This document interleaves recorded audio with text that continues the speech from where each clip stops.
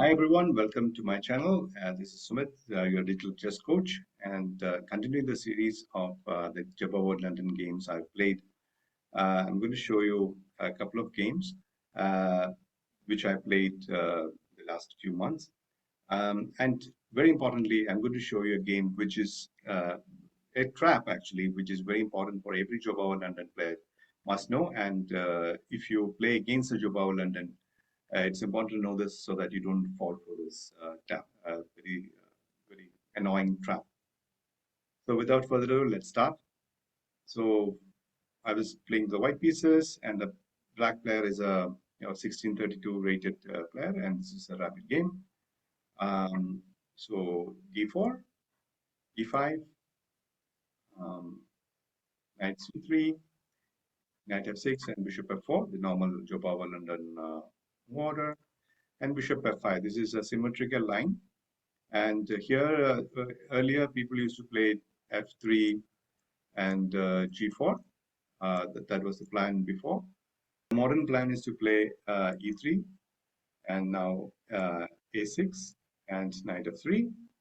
a6 is to prevent knight b5 and e6, knight e5, centralizing the knight, which is the old plan of the Jobava London and any London for that matter. And now knight b d7. So this is the critical position. And in this position, white should play g4, attacking the bishop.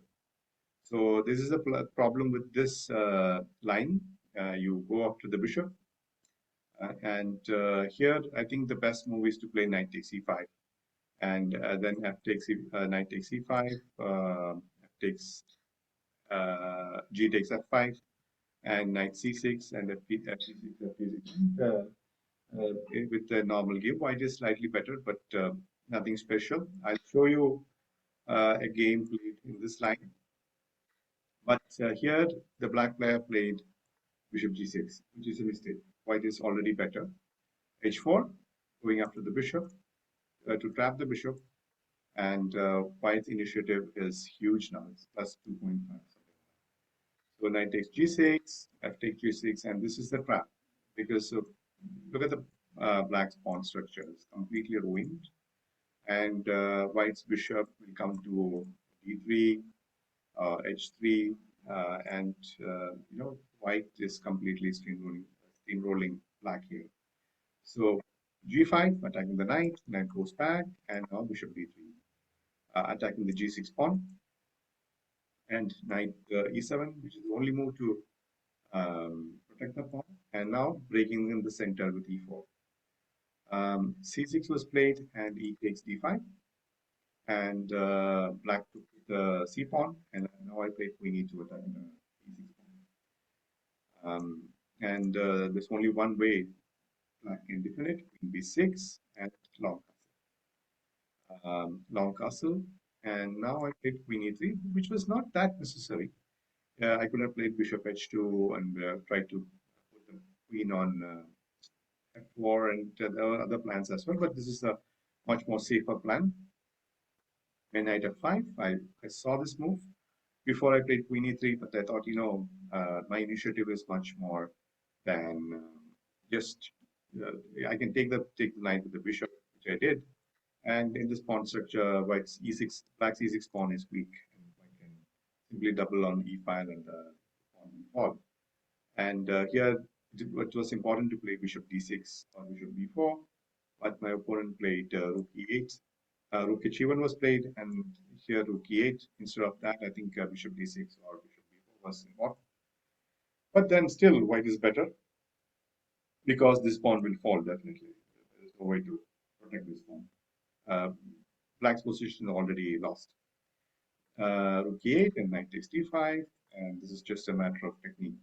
As they call it, knight c7, good move, attacking the rook and the e6 pawn.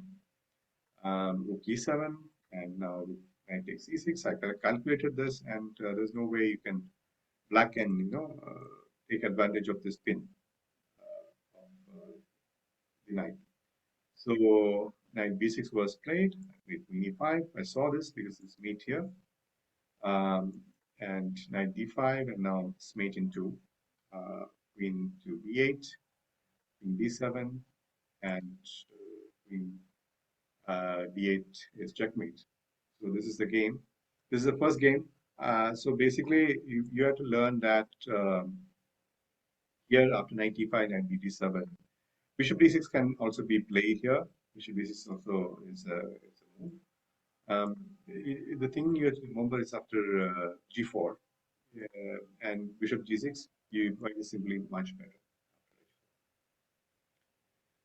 Because after knight takes e5, white will take back with the pawn, and after knight e4, knight e4, bishop e4. So after f3, bishop g6 and h5, black is completely lost because the bishop is trapped. So that is the thing with this trap. So better is to play either h5 here or h6, which is also fine. But if you allow g4, white will have the initiative.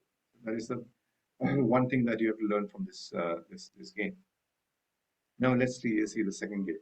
The same opening idea, but the black player played differently. So let's look at this. So let's look at the second game. So d4, d5, d5, knight c3, knight f6. The same opening. Bishop f4, bishop f5, e3 is a6, knight f3, e6. Same structure. Knight e5, knight d7, and now g4. So instead of bishop g6, here black took the knight. So the black player is actually a 2050 rated player. So he knew how to handle this position. And after g takes f5, knight c6, and ft, ft, and white is slightly better. That's it. Here it was important to play. So bishop h.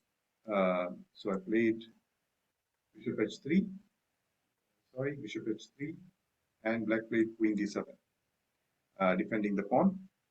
And I played queen f3. I think it was better to play a3 because bishop e4 now is annoying. And he didn't play that. He played bishop d6, very natural move, and I castled queen side, and he played rook f8.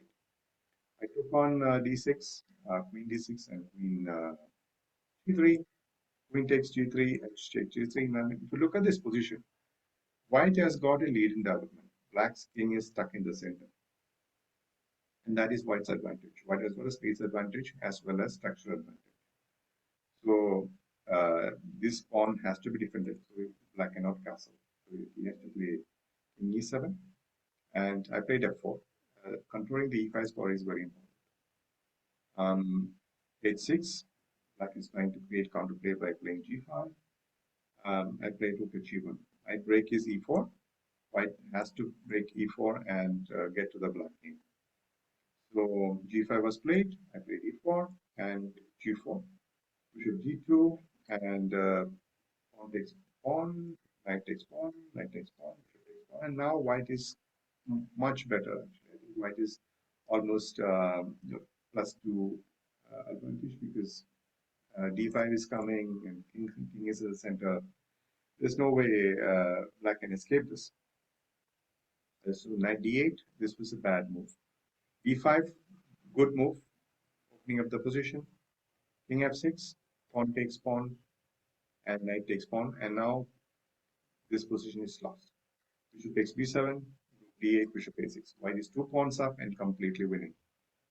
Knight g7, black wants to play h5, h4 to create some counterplay on the king side because the a passer here for white pieces is very strong.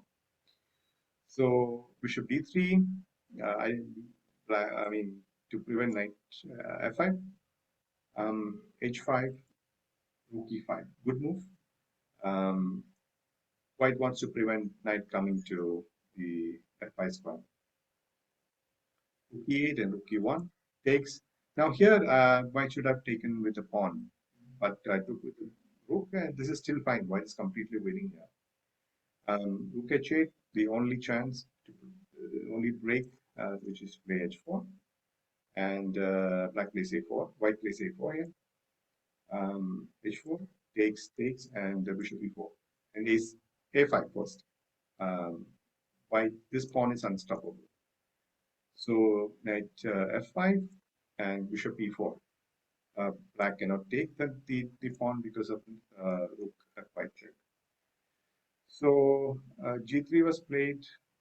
Black wants to take f4 with the rook or with the knight, and then push f4. So I played here a6, and he had to play rook h8 because otherwise the pawn was in between. And I took the knight. This was not needed, but it was.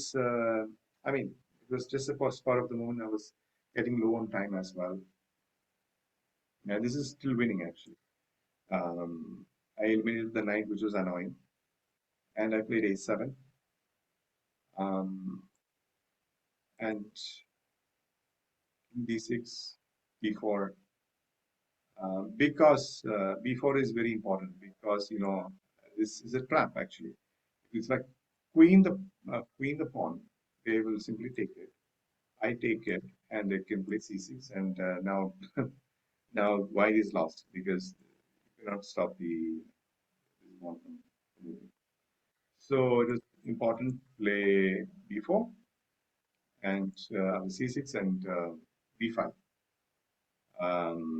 You cannot Black cannot take the pawn because this a1 the queen and rook h8 and b6, and either of the pawn the queen and black is lost. So I hope you enjoy these games. The games are full of lot of mistakes, but it's a rapid games, but very thoroughly enjoyable. I thoroughly enjoyed it. Hope you enjoyed the games as well. Learned a few lessons as well.